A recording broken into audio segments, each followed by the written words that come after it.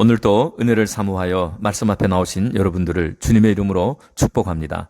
오늘은 열왕기하 4장 42절에서 44절까지로 하나님의 기적에 참여하라는 제목으로 말씀 증거하겠습니다. 오늘 본문의 말씀은 신약 요한복음 6장에 있는 예수님의 오병이어 기적 사건에서 완성이 됩니다. 두 본문을 함께 놓고 보면서 하나님의 기적에 참여하는 사람들은 어떤 사람인지 생각해 보려고 합니다. 먼저 기적이 일어나야 할 상황이 있습니다. 하나님의 기적이 일어나려면 부족과 결핍이 있어서 채워져야 할 곳이나 그런 상황이 있어야 하고, 그것을 하나님의 긍휼히 여기시는 눈과 마음으로 볼 수 있는 사람이 있어야 합니다. 엘리사 선지자가 길갈에 있는 선지 학교에 초청을 받아갔을 때는 흉년이 심할 때였습니다. 100명이나 되는 선지 생도들이 먹을 것이 부족해서 괴로움을 당하고 있었습니다. 그때 바알 살리사에 있는 한 사람이 보리떡 20개와 채소 한 자루를 가지고 왔습니다. 그것은 첫 수확한 보리로 만든 떡으로 하나님께 드리는 예물이었습니다. 그 흉년 중에 자신이 먹을 양식도 부족했을 텐데 하나님의 말씀을 지켜서 첫 곡식을 구별하여 하나님께 바친 것입니다. 당시는 모든 사람들이 바알 신을 섬기는 세상이었습니다. 더구나 그가 사는 동네 이름에 주목할 필요가 있습니다. 바알 살리사에서 바알은 소유자, 남편, 주인이라는 뜻이고 살리사는 다수, 많은이라는 뜻입니다. 사람들은 바알 신이 다산과 풍요를 준다고 믿었습니다. 흉년으로 먹을 것이 귀한 시기에 사람들에게 가장 큰 유혹은 자식을 많이 낳는 것과 함께 풍성한 추수였습니다. 바알은 바로 많은 생산을 주는 증식의 신이었습니다. 우리 시대의 가장 큰 유혹은 돈입니다. 돈만 있으면 행복하고 돈이 모든 문제를 해결해 준다고 믿습니다. 돈은 최고의 우상이 되었습니다. 마찬가지로 엘리사 선지자가 살던 시대의 최고의 우상은 바알이었습니다. 풍요와 부의 신 앞에 모든 사람들이 엎드려 절을 했습니다. 바알 살리사는 그 중에서도 바알을 섬기는 특심이 뛰어난 마을이었습니다. 그런 곳에 살면서 흉년 중에 가장 귀한 양식을 하나님께 드렸다는 것은 바알을 주인과 남편으로 섬기는 그 세상에서 하나님께서 마지막까지 남겨두신 하나님을 경외하는 사람임을 알 수 있습니다. 둘째로, 하나님의 기적이 일어나는 곳에는 누군가의 희생이 있어야 합니다. 그 사람의 부족과 결핍을 긍휼히 여기시는 하나님의 눈과 마음으로 본 사람입니다. 긍휼의 특성은 그 사람을 위한 행동으로 바뀔 때까지는 고통이 끝나지 않는다는 것입니다. 바알 살리사에서 온 그 사람은 자신의 배고픔을 내려놓고 하나님의 종 엘리사와 선지 생도들의 배고픔을 채우기 위해 자신의 먹을 것을 희생했습니다. 그러나 보리떡 20개로 100명의 사람들을 먹이기에는 턱없이 부족했습니다. 엘리사가 이것을 사람들에게 나누어 주라고 명령하자 종은 이것으로 어떻게 100명이나 되는 사람을 먹이겠습니까? 라고 물었습니다. 하나님이 기적을 일으키는 데에는 보리떡 숫자와는 아무 상관이 없습니다.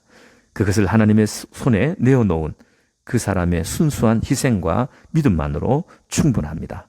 보리떡 20개는 그 사람의 최선이었습니다. 그렇습니다. 분명 최고는 아니었습니다. 보리떡은 그 시대 가난한 사람들의 음식이었습니다. 우리에게 있는 것이 최고가 아니라도 상관없습니다. 다만 내게 있는 것으로 최선을 다하면 충분합니다. 이름도 모르는 한 사람이 하나님의 종에게 드린 보리떡 20개는 그 공동체가 배불리 먹고도 남는 하나님의 기적을 일으키는 마중물이 되었습니다. 예수님은 베세다 들판에 모인 수많은 무리들에게서 목자 없는 양 같은 모습을 보았습니다. 해는 저물고 빈들인데 제자들은 예수님에게 이 사람들을 보내어 각자 먹을 것을 구하도록 하자고 했습니다. 그때 예수님은 제자들에게 너희가 먹을 것을 주라고 말씀하십니다. 오늘도 주님은 똑같이 말씀하십니다. 너희에게 있는 것으로 너희가 주어라. 주님은 없는 것을 빌리거나 구워오라고 하시지 않습니다. 최고가 아니어도 내게 있는 것으로 최선을 다하면 된다는 것입니다. 내어놓는 것, 희생은 내 필요와 만족을 내려놓을 때만 가능합니다. 먼저 내 필요를 다 채우고 나의 기쁨을 누린 후에 희생하려고 하면 결코 할 수 없습니다. 베세다 들판에서 한 어린아이는 보리떡 5개와 물고기 2마리를 주님께 내어놓았습니다. 한 사람이 먹기에도 부족한 양입니다. 그러나 그 아이에게는 자신이 가진 전부였습니다. 남들이 볼 때 최고는 아니었지만 그 아이가 할 수 있는 최선이었습니다. 하나님은 우리에게 최고를 요구하시지 않고 비록 차선이라도 내가 할 수 있는 최선이면 만족해 하십니다. 자신의 배고픔을 먼저 채웠더라면 5천 명이 배불리 먹는 기적은 없었을 것입니다. 희생은 언제나 남을 위해 자신을 버린 것이기 때문에 무엇보다 가치가 있습니다.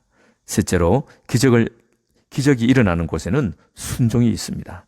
엘리사 선지자는 다시 한번 명령합니다. 그것을 사람들에게 주어 먹게 하라.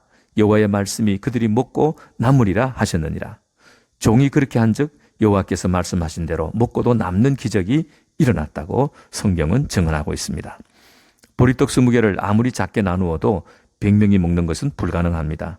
그런데 하나님은 먹고도 남는다고 보셨습니다.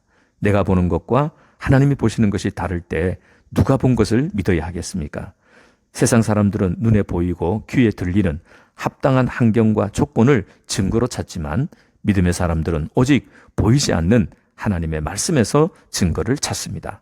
사람이나 환경은 있다가도 없어지는 허상이지만 보이지 않는 말씀은 반드시 이루어지기 때문에 실상입니다.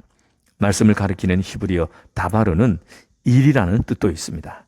말씀은 살아있고 능력이 있어서 스스로 그 말씀을 완성해냅니다. 말씀이 곧 일입니다.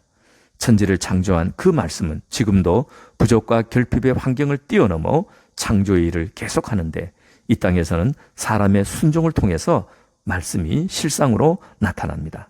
그것을 기적이라고 부릅니다. 목사나 부자나 힘 있는 사람이 하나님의 종이 아니라 아무도 알아주지 않고 가난하고 병약해도 말씀에 순종하는 사람이 진짜 하나님의 종입니다. 넷째로 하나님의 기적을 일으키는 목적입니다. 흉년과 기근의 시대에 사람들은 바알을 찾고 바알에게 부르짖었습니다. 그때야말로 누가 진정한 주인이며 공급자인가를 증명하기에 가장 좋은 때입니다. 지금은 엘리사 때처럼 하나님의 주인 되심이 선포되고 예배가 회복되기 위해서 하나님의 기적이 필요한 때입니다. 하나님의 긍휼한 눈과 마음으로 내 주변을 살피며 내 궁핍함을 내려놓고 다른 사람의 궁핍함을 위해 애통해하는 자가 필요합니다.